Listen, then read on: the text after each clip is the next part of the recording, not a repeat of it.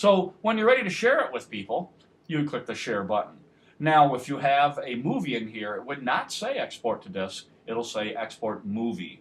What that's going to do is it's going to take your audio and it's going to put it with the QuickTime video and put it down as one file. Okay? When you drag and drop your movie in here, it will also bring in the audio track right underneath it. Chances are you might want to mute that, which is the speaker icon, so you don't hear the audio that was in there. Or maybe you do want to hear it and you want to add to it. The point is, when you go to render it, it's going to take all your tracks that aren't muted, that aren't shut off, and your movie, and it's going to render them in as one. Since we don't have a movie in here right now, it's just going to say export to disk, or I'll turn off my little metronome there, export to disk, and that is going to give me my options. Hey, what do you want to export it as? An MP3? You don't want MP3s. AACs? And that's iTunes. When you hit compress, it's going to give you kind of a compromised fidelity file for, putting on iTunes, a wristwatch, or something like over the internet.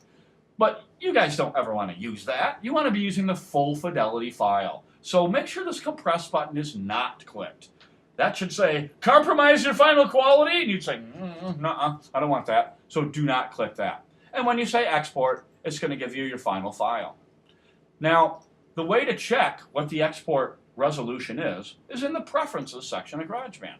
If you go over here and you look at the Advanced tab, it's going to say Audio Resolution. It'll also have a little box for Auto Normalize. When you guys are working in here, the Auto Normalize is going to help maximize the volume. It is very, very different than putting on the brick wall limiter onto the entire song, which we did here. Both are volume maximizing, but they're done very differently. Normalizing is taking the peak, the highest transient, seeing how far it is from the maximum, and then it raises everything up by that amount. This is much more aggressive.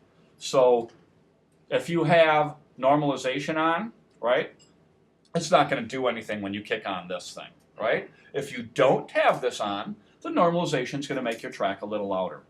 Basically what I'm telling you is, if you have this mastering plugin on, which I'd probably use, you don't need to have this export at full loudness because this plugin's going to take care of it. And then this is the last thing you want to know. Hey, audio resolution. Audio is recorded and exported at 24-bit quality for highest audio fidelity. That's one that's 200 times the fidelity of CDs. You guys might be playing with it at 16-bit in Flash or whatnot. So if you put it on better, it's saying, I'm going to record it at 24-bit, but when I export it, it's going to be at 16-bit CD quality. That might be what you want for 16-bit for CD quality. And there's one saying I'm recording at 16-bit and I'm exporting at 16-bit. You guys are going to be at that CD quality 16-bit. I might opt for this one right here, where it says better. It's recording at 24-bit, but the final product's at 16-bit. Now, if you're going to be doing other stuff to your audio, hey, I might be adding to that later, or. In other words, if the audio isn't finished, it's not the final process, then you'll want this always at the highest fidelity. Record at 24-bit, export at 24-bit. If you have to have it at 16-bit for your application, this is where you would do it. Now when you export it or share it with everybody, you put the end of project marker, you share it, and say export it. Yours would say export movie there. Do not click the compromise quality button unless you're sending an MP3 to a friend or something like that. Hit export, and then it's going to ask what you want to save it as. We'll call this dollar. Boom. On the desktop.